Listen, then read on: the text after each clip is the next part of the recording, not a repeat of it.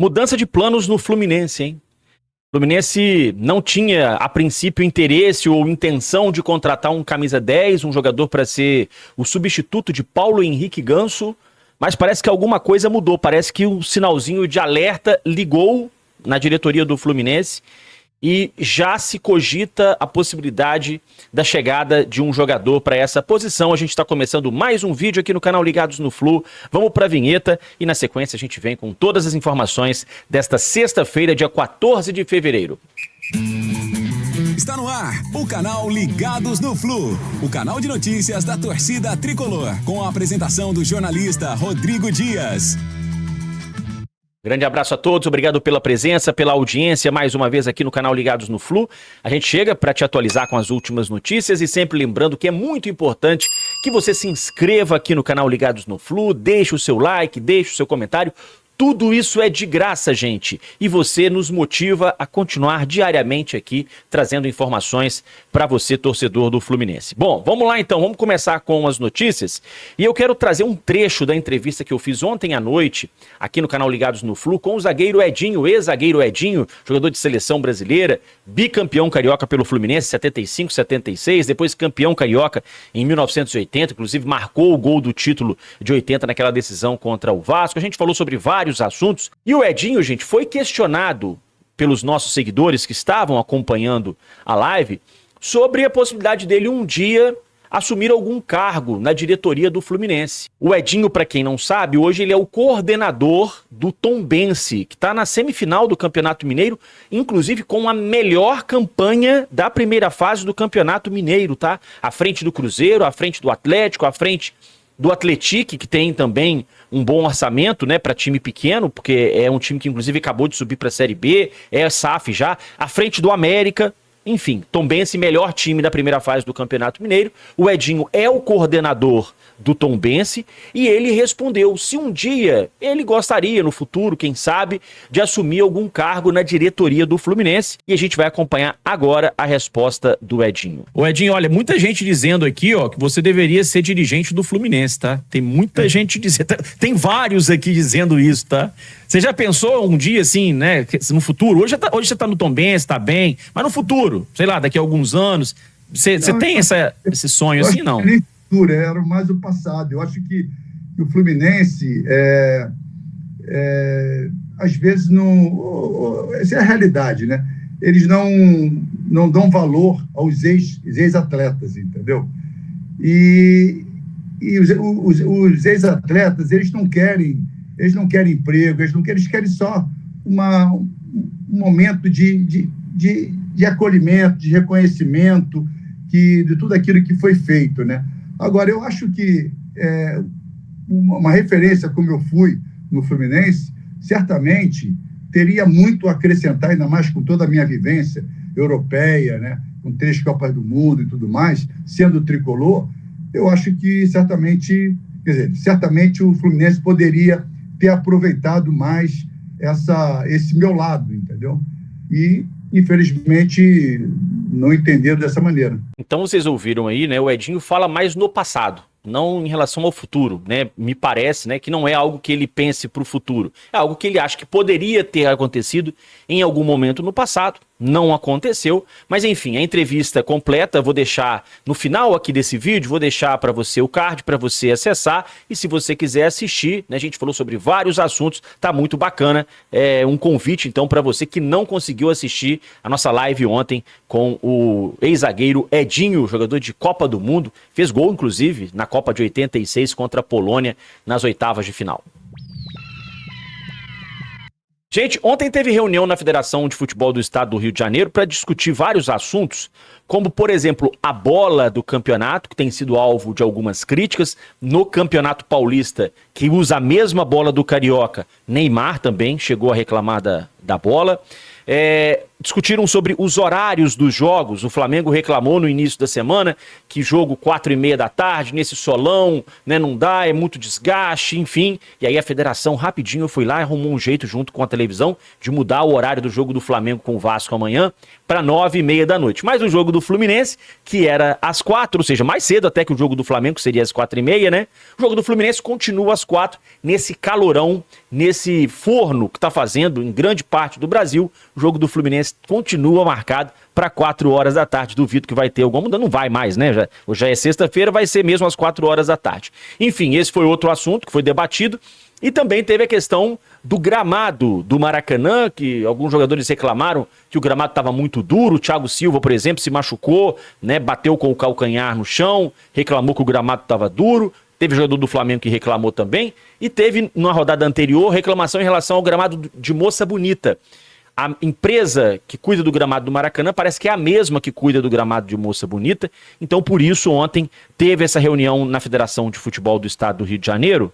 Mas, pelo que tudo indica, né, foi uma reunião que não resolveu nada, né? Com bola criticada, pênalti não vai à reunião com os clubes da Ferj. A Pênalti, né, que é a fornecedora da bola do Campeonato Carioca, não apareceu para a reunião marcada pela Federação de Futebol do Estado do Rio de Janeiro. A federação queria reunir os interessados, né, para discutir o tema, mas a empresa não respondeu ao convite da Ferj, né, que deixou o Rubens Lopes, presidente da federação, contrariado. O Flamengo enviou um representante que disse o seguinte: olha, a bola quica mais do que as outras, aliás, do que os outros modelos.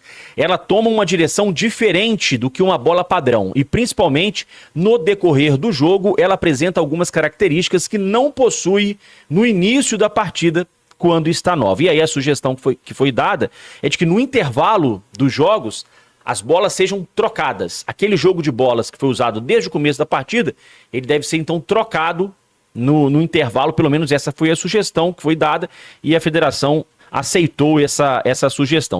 Sobre o gramado do Maracanã, gente, parece que foi algum produto que foi usado agora, né, nesse início de ano e que por isso deu alguma mudança, mas que com o tempo as coisas devem se normalizar.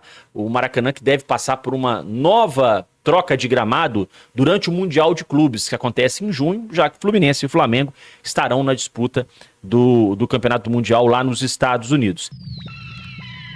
Reviravolta no Fluminense, hein? Atenção, atenção, mudança de planos no Fluminense. O clube repensou a falta de um camisa 10 para substituir Paulo Henrique Ganso. Quando descobriram que o Ganso tinha miocardite há praticamente um mês atrás, entendia-se que não havia necessidade de contratar um jogador para a posição. Que o ideal era esperar, né, o Ganso refazer os exames e que aí depois disso eles iriam pensar ou não na contratação de um camisa 10. Só que com a contusão do Renato Augusto, com o adiamento dos exames do Ganso só para o dia 26, daqui a 12 dias ainda que o Ganso vai passar por exames, e a janela de transferências termina dia 28. O Fluminense está repensando e está cogitando a possibilidade de contratar mais um jogador para o meio-campo, um jogador de criação. Mas está cogitando, gente. Não quer dizer que vai contratar, não. Está cogitando a possibilidade. É a informação que foi trazida pelo André, do canal Sentimento Tricolor, que trouxe mais uma informação de que o Fluminense, né, todo mundo sabe, está no mercado para contratar um camisa 9, grande expectativa da torcida para que chegue um grande jogador, um jogador de nível seleção, enfim. Só que a torcida talvez fique um pouco frustrada com o que eu vou dizer agora. Eu fiquei, tá? Segundo o canal Sentimento Tricolor, esse 9 que o Fluminense está buscando não necessariamente chegaria para ser o dono da camisa 9. Não chegaria como titular absoluto. Seria um jogador para brigar por posição. Ou seja, mais um jogador de nível mediano, mais um que chega para brigar por posição. Mais do mesmo. Mais do mesmo. Porque o Fluminense trouxe René, Freitas, Canóbio, Pitaluga, né? Todos jogadores que chegaram para brigar por posição, não com status de titular. O único que chegou com um status de titular foi o Hércules. Foi o único. Canóbio tem jogado como titular? Tem. Mas se você colocar o Keno, colocar o Serna, Pra mim, troca 6 por meia dúzia. Claro, são jogadores de características diferentes, mas estão ali mais ou menos no mesmo nível. Não vejo muita diferença de um pro outro. Não vejo, sinceramente. René chegou para ser reserva do Fuentes, né? Freitas chegou para ser reserva. E aí o Fluminense vai trazer um centroavante também para ser reserva do Cano, que, né? A impressão que eu tenho, gente, aí não é nenhuma informação, né? Isso aí é só uma opinião minha. A impressão que eu tenho às vezes é que o Fluminense tem receio de contratar um centroavante que chegue para ser titular e que tome a titularidade do Cano. Porque o ano passado o Cauã Elias só ganhou a vaga do Cano porque o Cano se machucou. Porque senão o Cauã Elias tinha continuado na reserva e o Cano lá, né, se arrastando em campo. Então, a impressão que eu tenho é de que por gratidão, por amizade, ou sei lá por que motivo, parece que o Fluminense não quer ter esse cara que chegue para tomar a vaga do Cano. Porque não faz o menor sentido. O Cano, ele começou o ano, fez 4 gols, ok, mas 2 foram de pênalti. Fla-Flu, por exemplo, o Cano não viu a cor da bola. Ele não viu a cor da bola. O Cano, ele precisa urgentemente parar de recuar até a zaga, até a cabeça de área, para buscar a bola. Ele precisa parar com isso. Porque ele volta lá na defesa para buscar a bola e não fica ninguém no ataque. Na hora que o Fluminense tenta contra-atacar, não tem ninguém lá. Porque o Cano estava na área ajudando a defesa. Então, assim, para mim é bem frustrante. Eu ontem falei no meu vídeo de ontem à tarde que eu imaginava um Fluminense mais ousado, um Fluminense mais ambicioso nessa janela de transferências, porque a gente tem um super mundial pela frente. Nós vamos jogar para o mundo inteiro assistir. O mundo inteiro vai ficar de olho. O Fluminense caiu num grupo fácil, com uma equipe da África do Sul, uma equipe da Coreia do Sul e o Borussia Dortmund da Alemanha, que é o favoritaço do grupo. Mas o Fluminense é o outro favorito para pegar a segunda vaga. E tem obrigação de pelo menos chegar às oitavas de final. E aí depois o que acontecer é lucro. Mas, no mínimo, o Fluminense tem obrigação, nesse grupo aí, de chegar às oitavas de final. Mas com esse elenco que o Fluminense está montando, eu já tenho as minhas dúvidas. Falta ambição, falta coragem, falta ousadia ao Fluminense para ir ao mercado. Trazer mais do mesmo não resolve a situação do Fluminense. E não venha dizer que não tem dinheiro, porque um clube que oferece 8 milhões de euros pro Rony, não contrata, depois ainda vende o seu principal atacante, jovem, 18 anos, promissor, por 17 milhões de euros. Esse argumento não tem o dinheiro, pra mim não cola. Pra mim esse argumento não funciona. E outra, hein, gente? Vocês viram que o Fluminense ia pagar essa fortuna no Rony e o Rony, no final das contas, rescindiu o contrato com o Palmeiras. Tá indo de graça pro Atlético. De graça. Claro, o Atlético deve pagar luvas, alguma coisa aí pro Rony, mas não vai pagar essa dinheirama toda que o Fluminense estava disposto a pagar ao Palmeiras. 8 milhões de euros. E o Fluminense agora, né, chega essa informação aí de que não vai trazer um jogador para assumir a posição. Vai brigar por posição. Pode ser que seja titular, pode ser que não seja. E aí a gente lembra da frase do Mano Menezes no final de semana contra o Flamengo. O Mano chegou a dar essa dica mesmo. A gente vai trazer alguém que pode ser que jogue alguns jogos, pode ser que outros fiquem na reserva, vai brigar ali. O Mano chegou a dizer isso. É agora que eu tô pensando aqui, gente. Então, assim, o Mano já tinha dado a dica, né? Que não seria nenhum cracaço, nenhum jogador de seleção. A gente esperando aí, né? Um Firmino da vida, um jogador que pudesse chegar para, né, se impor, para levar torcedor para o aeroporto, para recebê-lo. Não. O Fluminense vai trazer um jogador, né, mediano, mais um jogador mediano para poder compor o elenco. Sobre o time, gente, hoje o Mano Menezes comanda o penúltimo treino antes da partida contra o Nova Iguaçu, inclusive com já o Flávio de Oliveira, preparador físico, que acabou aceitando o convite do Fluminense. A gente trouxe com exclusividade a informação aqui no canal Ligados no Flu, antes de todo mundo.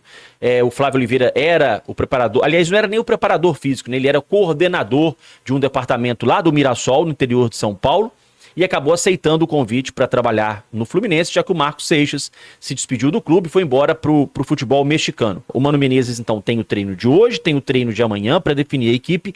Thiago Silva provavelmente será desfalque do Fluminense para esse jogo, não tem aparecido nas imagens divulgadas pelo clube, que também não divulgou qual que é a situação real do jogador, mas, né, praticamente certo que o Thiago não terá condições de jogar domingo diante do Nova Iguaçu. Mas, de qualquer forma, né, acho que ele já seria mesmo poupado porque teve esse trauma aí no Fla-Flu do último sábado. Samuel Xavier, gente, que vem treinando, deve recuperar a vaga na lateral direita no lugar do Guga. Com isso, o Fluminense deve ir a campo com o Fábio, Samuel Xavier, Ignácio Freitas e o Fuentes, Martinelli, Hércules e o Arias no meio campo, com Riquelme de um lado, Canóbio do outro e o Germancano comandando o ataque tricolor. Esse é o provável Fluminense, que hoje pode ser que tenha alguma novidade em relação ao Otávio, já está virando uma novelinha, mas, né, tudo se encaminha para um acerto, a não ser que aquela bronca do Hulk na quarta-feira, né, dizendo que não liberaria o Otávio, a não ser que isso possa ter, de alguma forma, interferido na decisão da diretoria do Atlético. Mas, né, as coisas seguindo o curso natural, Otávio deve ser jogador do Fluminense em 2025. Pessoal, é isso. Muito obrigado, grande abraço, ótima sexta a todo mundo. Até mais.